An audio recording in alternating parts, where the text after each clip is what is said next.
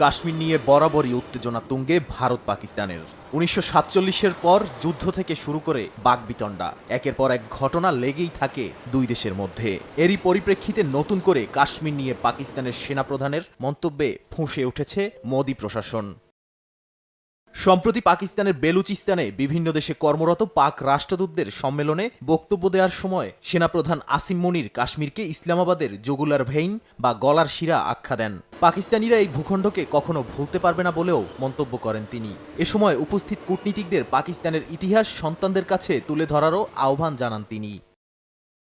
পাকিস্তানের সেনাপ্রধানের এমন মন্তব্যের তীব্র প্রতিক্রিয়া জানিয়েছে ভারত। স্থানীয় সময় বৃহস্পতিবার দেশটির পররাষ্ট্র মন্ত্রণালয়ের ব্রিফিংয়ে মুখপাত্র রণধীর জয়সওয়াল প্রশ্ন তুলে বলেন, অন্য দেশের অংশ কিভাবে নিজেদের গলার শিরা হতে পারে? কাশ্মীরের সঙ্গে পাকিস্তানের সম্পর্ক একটাই, আর তা হলো অবৈধভাবে দখল করা অংশ থেকে সরে যাওয়া বলেও মন্তব্য করেন তিনি।